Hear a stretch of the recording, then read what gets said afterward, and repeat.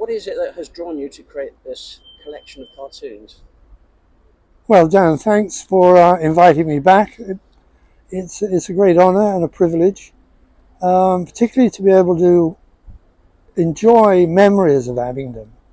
And the idea came to me. I was sketching at home, and I was just reminiscing on characters that I knew as a boy, and thinking of the town in the 50s. Because remember, it was all those years ago that we were here as children.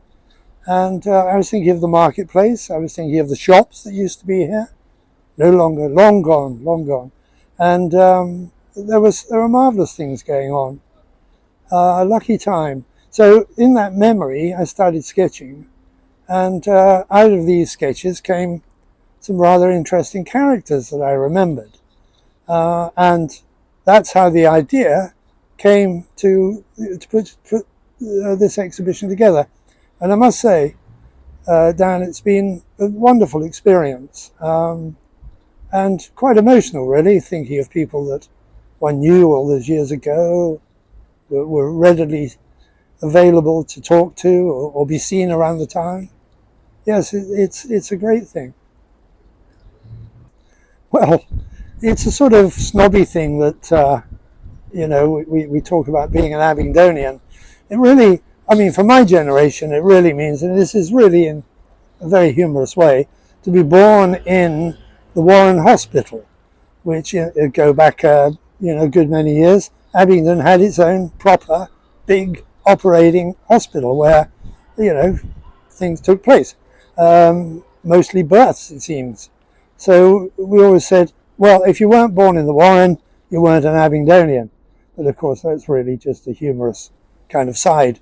I think to be a true Abingdonian, you need to live here, have a house here, have a flat here, or whatever. But to be essentially part of Abingdon and to feel it, because it's a generous town. It's got a wonderful river frontage, tremendous history. You can't imagine the things that went on underneath the roads that we walk and tread. It just sports and sweats history. So that's really my fondness for Abingdon. It's just a lovely, generous town. There are various styles that you'll notice as you go around the exhibition, and I think that comes down to my years as an animator, where you are quite often asked to animate in various styles. I've always been a believer in using different styles. Some cartoonists are very happy to sit in their own style for the duration of their career.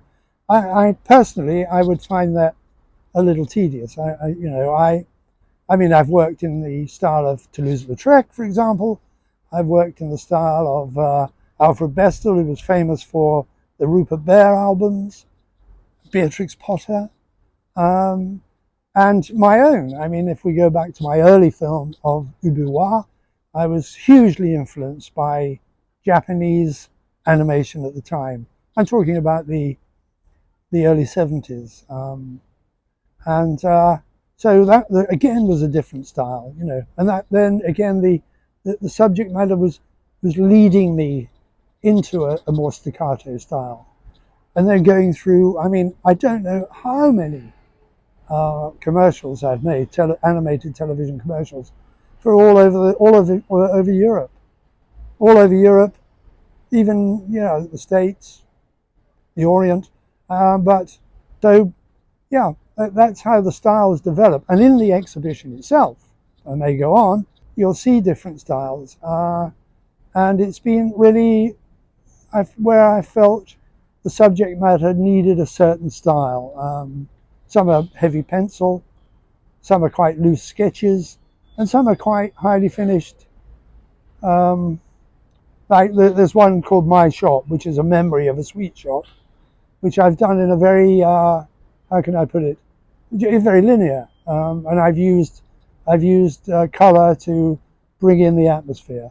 So yeah, My Shop is one of the interesting ones, a style that I used there, because I felt that I needed to put in, well, whatever, sort of more delicate. It was a quincy little sweet shop, dearest old ladies, well, not so old probably, but they were to a 10-year-old boy, but serving us as we went by, to school, back from school, past my shop. So that's kind of a nice little adventure into a memory of Abingdon.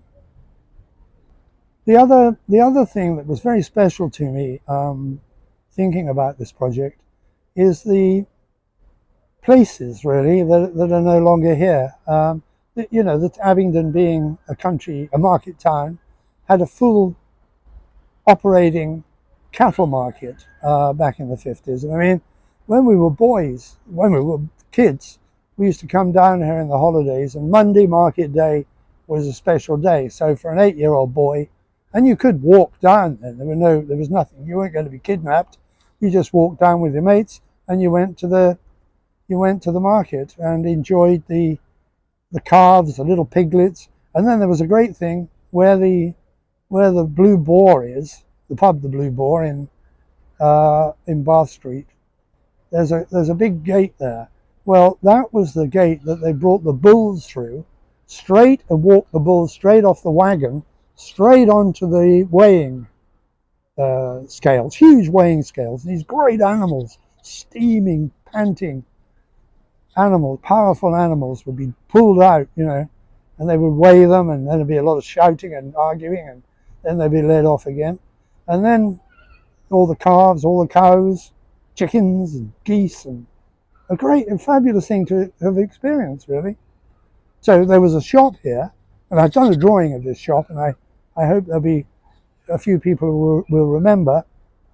It was a shop in Sturt Street, and it was the shop owned by a lady called Edie Perrier, and she was quite a character.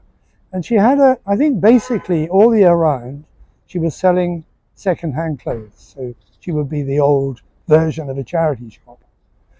But anyhow, twice a year, she would swap over to something else. And in the summer holidays, so we're talking around about August time, she would then, the window would fill with these extraordinary joke things, so you'd have farty cushions, you would have sneezing powder, itching powder, you would have all kinds of stuff. Stink bombs was another one that she used to sell, and that would go through the period of the school holidays, and we'd go and buy some of these funny jokes, cap guns, all sorts of stuff. Then, of course, that would all vanish, and she went back to selling her clothes and various stuff. And then approaching Guy Fawkes, November the 5th, suddenly about a fortnight before, maybe a month before, an old battered guy would appear, a guy being a dressed up dummy, much like a scarecrow. The same one every year. She'd bring it out, sit it in the window, hang a note around its neck that said Guy Fawkes, and then she would fill her shop full of fireworks. So that's where we would go to buy the fireworks. So great fun, wonderful shop, wonderful character, memory of a time gone by. And there were other things around the town which we miss now. I'm sure all towns miss them. There'd be a watchmaker, and you would think, when you remember back, that's where you went. There were no digital watches. Everything was done meticulously, mechanically. Greengrocers. There was even a fishmonger. Mac Fisheries was over by Barclays Bank, I remember.